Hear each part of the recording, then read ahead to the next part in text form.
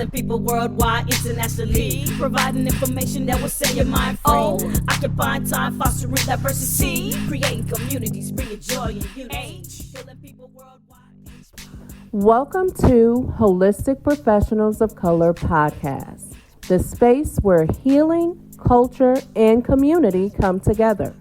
We spotlight holistic professionals of color who are transforming lives through wellness, wisdom, and purpose. From powerful stories to practical tools and inspiring conversations, this is where our voices, gifts, and businesses shine. Tune in, grow with us, and be reminded that healing ourselves helps heal our community. Hi, I am Natasha Sankey with Holistic Professionals of Color, and this is our Holistic Professionals of Color Media Group podcast. Today we are speaking with Pierre Andre. Good afternoon, Pierre. Good afternoon. Thank you for taking the time to come out and speak with us today. It's my pleasure. Can you introduce yourself and tell us what you're about in the holistic industry? Yes, my name is Pierre Andre. I used to work in the field of social work. I am very passionate. I'm a holistic health coach. Been doing this about the last 15 years.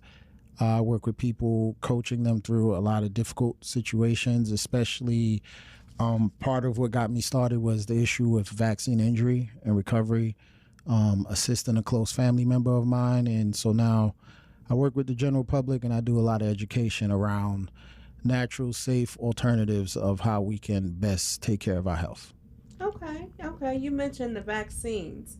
Now, what role did you play with that in terms of assisting your loved one when they took the vaccine? Like, are you pro-vaccinations or anti-vaccinations? I'm pro-health, and based on the data and the research that I can see historically from the non-mainstream books and things of that nature, the concept of vaccination is very toxic to the human body, because the premise operates that when God created the human body that it's actually deficient and you need to stimulate it for something to happen, and that stimulation that they measure, like antibodies and things like that, that somehow equals health or something is working. Versus it's my belief, and as per what I can see with like what happened with my family member, and a lot of people don't know there's a whole vaccine fund that has paid out money and damages, even though people only win about 3% of the cases that you can sue for vaccine injury. Yet they tell us it's safe and effective. And as far as the COVID shots, they've paid out, I think like $20,000, or I'm not sure on the numbers, but only about 5 people have been paid out for actual COVID vaccine injury. So that is something that they kept hidden from us, because it's like, why would you set up a fund that basically is telling us that this is not definitely going to help us, that we can actually have negative side effects from it? So what exactly transpired with your loved one, and how did what you did help them with their journey? Yeah, and just to go back a little bit, a lot of people don't know vaccinations are actually biologics. Most products, like the tires on your car, have to undergo rigorous testing standards before they're allowed to hit the road. Right. And if they can't pass those standards, they're not allowed to be on the road. Right. But vaccinations, even with medications, you have a better track to be able to sue. With vaccinations, they're unavoidably, quote unquote, I guess, unsafe. And people don't understand that taxpayer dollars actually pay for the vaccine fund. Yes. That you don't get to sue the companies directly. They create a separate fund that if you can win, as I said, people can look it up. It's like, I think 3 to 5% of the cases historically have won, and you sign an NDA. And when you win, if you're part of that small group that wins, you are allowed to, the money you get is for the care of the injured child. And, you know, it has to be approved things that they say that you could spend it on, plus the NDA. So you're not allowed to bring your story to the general public. Right, so okay. I just wanted to share that for people who don't know. So that's why I said I'm just pro-health. If vaccines promoted health, I'd be pro-health. I'm not anti-vaccines, but they just don't work the way people think. But the story with what you asked me, a family member of mine, it was during the time of COVID, got bullied, did not want to take the COVID vaccination, and was literally forced about to be thrown out of their school situation and lose employment and things like that. And literally within hours after taking the quote vaccination, which by the way, it's a misnomer during COVID too. They reclassified vaccines. That's why mRNA, the M is a messenger. And actually it's a biologic, it's gene therapy. Right. So the J&J vaccine was a traditional vaccine, but the Pfizer, AstraZeneca, that was actually gene therapy. My niece, the family member, was hurt within a few hours. Had to go to the hospital, almost bled to death. They helped stabilize her.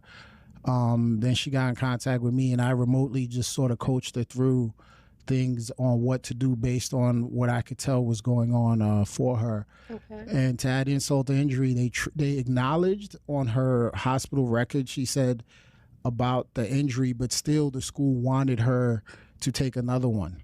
And we had to fight and get like a medical exemption or religious. I don't even remember to get them to back off. Even though they had the data, it wasn't disputable. She was totally fine. Finally went and took the vaccine. Within a couple of hours, she was like doubled over, bleeding out of her body. I had to rush to the ER. So Right. Wow. coached her through it. She's made a full recovery and has moved on with her life, and that's part of what. And I've helped several people now in the last few years with that. But that's part of why I'm so passionate that people need to have true informed consent at the end of the day. So to be clear, if people want to take these shots, I will not fight you.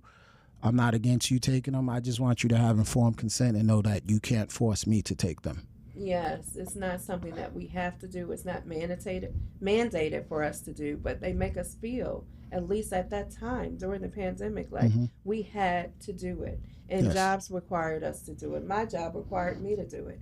And I just unknowingly, naively just did it because the job told me to do it, and I wanted to keep my job.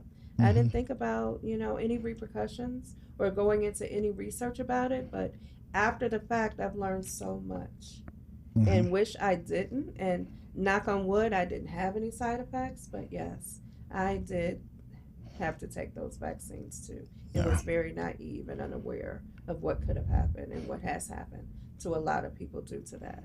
And I would also add, just part of the good news for some people, sort of good and bad, but some people clearly just got placebo, because there's no other way to explain how can you have something happen to like what happened with my family member and others, where they have this immediate acute reaction where they're hospitalized, and other people literally nothing happens. Right. Unless, right? And there was something, I forgot what it's called, where they tracked by batch number.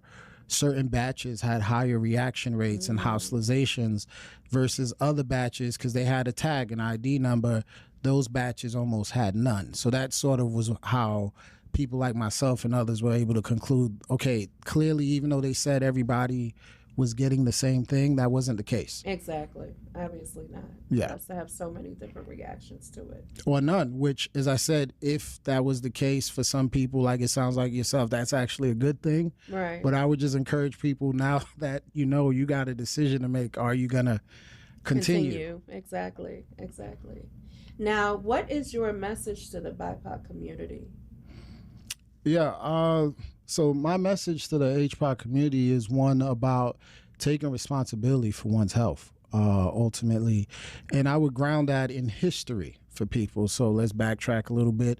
Many people in this country, for example, are familiar with like the Tuskegee experiment, which is one of the main things when people try to, I don't even like to say the word debate, but question how come I want to question body autonomy over a delivery system that was used to hurt so-called black men that look like myself, that now you're going to tell me it's a therapeutic. So I like to ground in that history and push back. It's the same delivery mechanism. The only difference is you're telling me that it's a therapeutic, but you told those men that it was therapeutic and you hurt them. So there's that. There's also what I mentioned to you, I think before, Acres of Skin. I would love for people to look into that.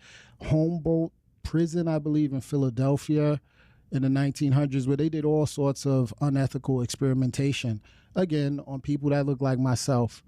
So I have just a high distrust for the system based on history. And then the third piece I would share, so I want to give people 3 examples that they should look into themselves. So I mentioned Tuskegee, the prison experiments. Acres of Skin is the name of the book, and you could get the specifics. Okay. And then the history of how, quote, healthcare was formulated. It wasn't meant to include us in the first place. They did not want to allow us to have access to it. So with those 3 things, and like I said, just fact check me on it, look it up.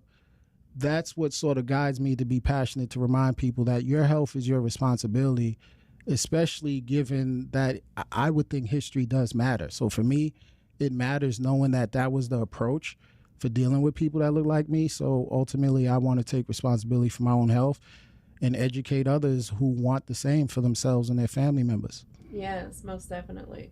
Now, you had mentioned before when we were talking about the importance of vitamin C.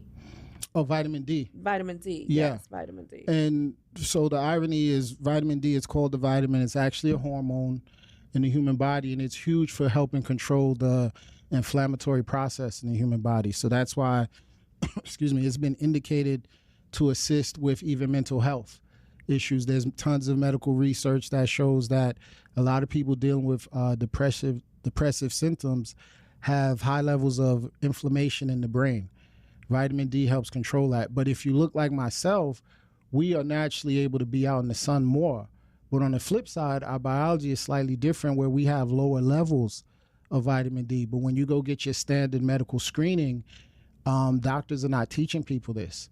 You get the standard of care. The standard of care is based on the genetics and biology of Caucasian people. Right. And so that's a huge problem because you're naturally running a deficit purely based on biology, and no one is educating you. All you have to do is eat things like more mushrooms. Mushrooms is a great source. Of course, being out in the sun is a popular one, but people forget we will make less. So if you were Caucasian and I look like me, we both go out in the sun for 2 hours. That's equal the amount of time and whatever we're wearing in the sun, but I will naturally make less vitamin D than you. And that's based on biology. That's not about a sun thing. So Right. That's a big piece that people don't understand. And I would also point people to the study in Italy. During COVID, they found that the difference between being hospitalized and not hospitalized often was based on vitamin D levels because it controls runaway inflammation, as I said. It's also, there's been studies where for all-cause mortality, a vitamin D level, I think of above 100, all-cause cancers, everything drops a lot lower. So now if you follow that logic, we naturally run lower on vitamin D. So that means for things like breast cancer, prostate cancer, all of these things, if we get our levels up, it actually has a protective aspect to it to be able to assist us. So that's like one of the easiest things people could do to help improve their health. Like I said, yes, I'm not saying run away from the sun, but of course, keep in mind you're not going to make as much vitamin D as somebody who is of much lighter hue than you. So you must know this. So how do you close that gap? It has to be dietarily. So that would be a huge piece of information I would like people to start to implement and look into. Okay, now what does that look like besides us just getting more sun? How can we increase our intake of vitamin D? Yeah, 2 of my favorite sources I find is the mushrooms. So all sorts of like shiitake, cordyceps, all of those medicinal mushrooms, you can consume a lot more of those in your diet daily. I forgot what's the main one that's usually in the supermarket. The name escapes me, but mushrooms. Get the mushrooms into your diet. That's one of the ways to raise it. And also beef tallow is a fat from the cow that tends to have a good amount of vitamin D and also A in it, retinol. And part of it too, why I want to mention is don't run and go buy an isolated supplement because everything has a relationship in the body. So you don't want just isolated vitamin D.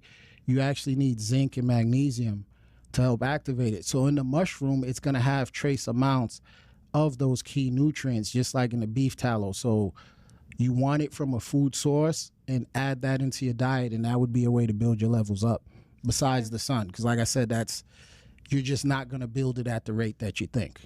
Right, and we run from the sun just like...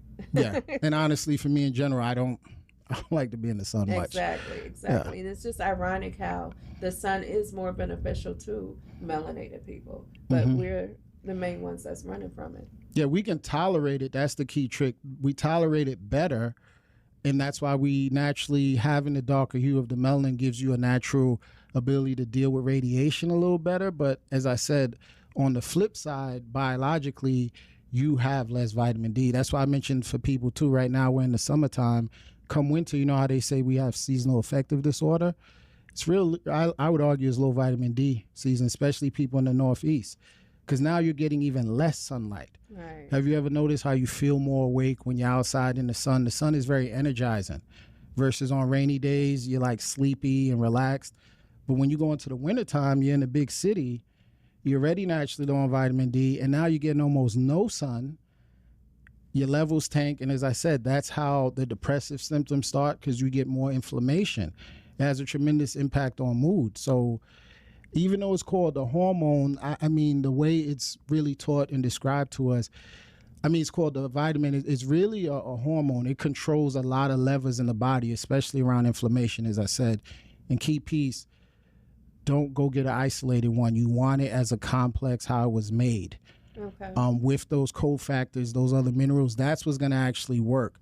But if you go take a lot of isolated random like vitamin D, say from CVS or whatever have you, I just don't think you're going to get the results you think, because those other things, like I said, the zinc and the magnesium play a role with your body's ability to use it. Okay. And just scrolling on your websites and on your Facebook page, I see you speak a lot on zinc as well. Mm-hmm. What would you say is the importance of having zinc in our daily routine? Oh, it's tremendous for the immune system. Also for parasites. There's a lot of talk, right, about cancer being a parasite. Zinc is huge. Like, so again, during COVID, when they were using the hydroxychloroquine, which by the way is a quercetin compound. So man made hydroxychloroquine and then God made quercetin. So man mimicked, and quercetin you can find in onions, in the skin of apples. So the quercetin is a bioflavonoid, but it has a huge impact on the immune system. And they took the medication and found when you take it with zinc, zinc helps to activate it and make it work better. So in general, I always remind people, if you're feeling a little run down, whole food zinc is great. And when I say whole food, one of my favorite sources is pumpkin seeds. Okay. Because it also, too, is not just isolated zinc. If you go buy an isolated zinc supplement, you know what's going to happen? You're going to throw your copper off. And a lot of the zinc supplements out there are ground up rock anyway. So if you see zinc piconolate, zinc gluconate, those are ground up rock. Okay. Versus if you get your zinc from, say, beef liver or pumpkin seeds, as I said, I keep that in my diet daily because it also has the amino acid quercecibin, which helps your body kill parasites. And tremendous for the prostate health of men. So especially for my men out there, get pumpkin seed oil and pumpkins in your diet. Okay, pumpkin seed oil and just regular pumpkin seeds. Sprouted or roasted. Because you just remind me, if you consume them raw, all of the nuts and seeds have like phytic acid and things to block your body's ability to absorb the nutrients. So either you soak them in some purified water at least like a good 5 hours, or you roast them. And then that's to help to block the binding. And I always remind people too, I like to consume any plant-based food with some fat. So if you're having salads, you want like olive oil or something, because a lot of the green foods, people don't realize that you are what you absorb. Yeah. So you might be eating all the right things, but if you're not eating it the right way, that's why there's so many things that are, quote, liposomal. So liposomal means it has fat. So you add a good fat to your salad, you add fat to your pumpkin seeds, your walnuts, whatever have you, and you'll actually absorb it better as well. But whole food has copper, has magnesium, and it's actually one of the most economical sources, I'd say, of real zinc. So I really try to differentiate for people, because on social media and many places, part of what's getting people frustrated is they're buying things and not even knowing they're being ripped off. You want it preserved in the complex the way God made it, then it's going to work. But if you go buy ground up rock, you're just going to throw your copper off. And by the way, the body will still use it, especially if our body is starving. Right. So even calcium supplements, it's often chalk.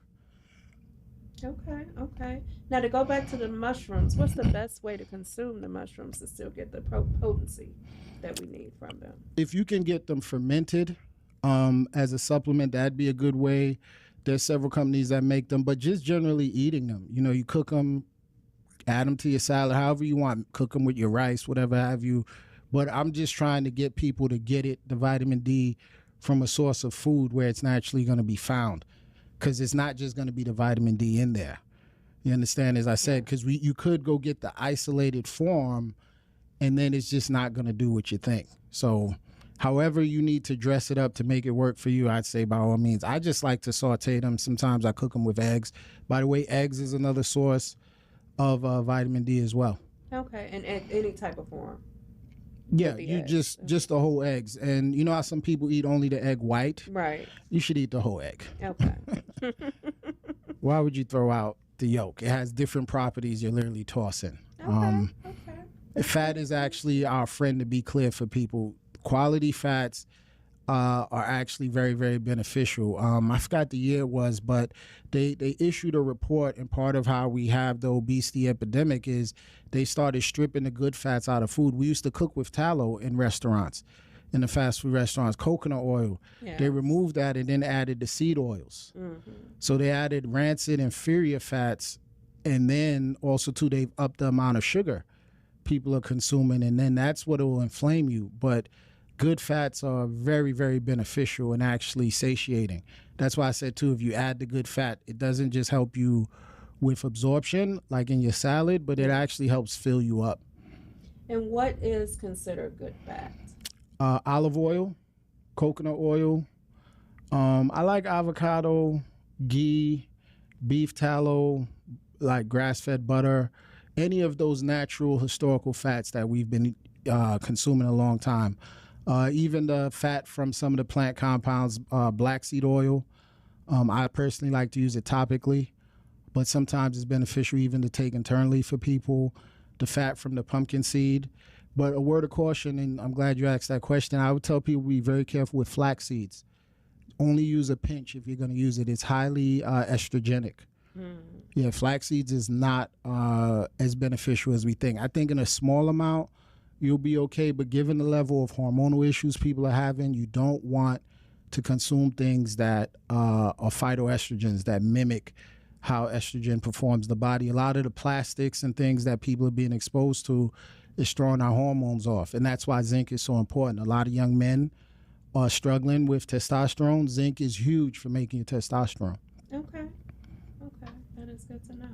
A lot of good information, and it reminds me of the foundation of HPOC, how we go back to our roots, how we eliminate a lot of this Western medicine and use what God gave us on the earth to help us with our health.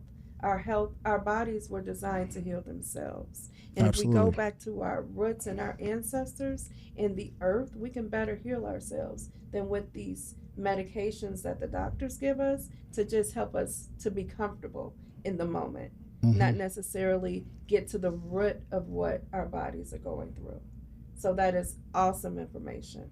Now, you actually presented at the HPOC conference a couple of years ago. Yes. We are coming to our next, actually our 5th annual HPOC conference. Share a bit of your experience at the HPOC conference 2 years ago. Oh, it was great, actually. I'll give you an example. I made what I consider to be a few lifelong friends there that I speak to almost every couple days. We are continuing to learn from each other on the health journey and things like that. So what I really enjoyed, too, was just seeing that was a conference where there was people who were willing, as I said, like at the end of the day, there's 2 tracks. We can sit and complain, or we could leverage whatever agency we have. And people who showed up at the HPOC conference when I went, and I'm sure every year, those are people who are trying to take agency for their own health. Yes. They're open to learn. They realize that their health is their responsibility. It's your greatest asset, because no matter how much financial wealth or whatever you have, if you don't have your health, you can't even enjoy it. And medical bankruptcy, by the way, is one of the top forms of bankruptcy in America. So people are literally going broke trying to recapture their health, versus what if we are aggressive practicing preventative? Yes. You know, I think we have elite emergency care if you're cut, if you're burned, if you're in a car accident. I would absolutely trust those people with my life in the ER. But for my blood sugar, anxiety, blood pressure issues, I stay away from those people because I have been doing this long enough that thankfully I know the sort of things that God has left here that we could use. I'll give you a quick example. People could look up ginger. They've isolated ginger. I had a book I borrowed from a chiropractor, Dr. Jason. 400 compounds they identified in something like ginger, all beneficial to the human body. So I'd rather have the ginger, naturally occurring. People have been consuming it hundreds and thousands of years to help with my stomach aches versus Pepto-Bismol, which is known to have heavy metal poisoning. So you see, I just want to use that as an example. Yes, we could use the wisdom of God or we could use the wisdom of man. Yes. And the wisdom of man, in my opinion, is just to comfort. It's just to comfort you. Those medications, like you walk into the hospital or the doctor's office and you have one medication and you're explaining your side effects from that one medication. Mm-hmm. And when you leave that doctor's office, he's giving you 5 other medications to take to offset that one medication. Correct. And so now you're a walking medicine cabinet. Yes. When you can easily just tap into different herbs, like you said, the mushrooms, pumpkin seeds, and a lot of other things that are here at our disposal for free if we can plant them ourselves, grow our own gardens. A lot of cultures, by the way, that don't have as much hospital and medical intervention, by the way, notice, go look at their health. I saw a survey done, America ranked somewhere almost 50 in health outcomes, but almost no one spends more per capita. So you have to keep that in mind. Just because money is being spent on something, that doesn't mean you're getting a return on your investment. Exactly. Now, the shareholders, the people who sell the medication, who are poisoning people with things like Ozempic, by the way, there's billions of dollars of lawsuits out on it, but people can't have enough. They want to keep taking it. So my stance is, by all means, I just shouldn't be on the hook to cover that for you. But ultimately, this is one of those cases where you're not getting what you pay for. We don't have a healthcare system here. We have sick care. So HPOC, anything like this, we're trying to teach you true healthcare. That's taking responsibility for yourself and being aggressive. You have to practice preventative. Practice things, too, that the body recognizes. Because I always tell people, think about it. If you took too much ginger, do you think that's going to land you in the hospital if you took, quote, unquote, too much ginger than more what you need? Let's say you drank 32 ounces of ginger tea when all you needed was 8. Right. Nothing is going to happen to you. But people are taking medications as prescribed as we're speaking and recording this, and they're getting hospitalized and or worse. Yes. It's called iatrogenic death. People should look into it. So practicing the formal standard of care is catastrophic to people's health. That's why I said my stance personally, if I have an emergency, absolutely, I will trust those people. But other than that, I do not want anything from them. Yes. You are definitely a wealth of information. And we would love to have you back on the podcast one day soon to share a bit more information with us. I'd love to do it. So that I would also, again, just remind people, everything I'm saying, please don't take my word for it. Go look into it yourself. We got to get our vitamin D levels up, get our mineral levels up, get our zinc up, and do it with real foods. That would be my key message. There are certain companies that have real food supplements, or consume those real foods. As I said, you could even add pumpkin seeds on your diet. I personally use a brand from Costco that's already sprouted with sea salt. I tend to keep it in my car. Okay. Well, thank you. Thank you again, Ashe. Yes. Thank you. Thank you for tuning in to the Holistic Professionals of Color podcast, where our voices matter. Our healing is sacred, and our businesses deserve to thrive. Be sure to subscribe, share this episode, and support the holistic professionals creating change in our communities. Until next time, keep healing, keep growing, and keep shining.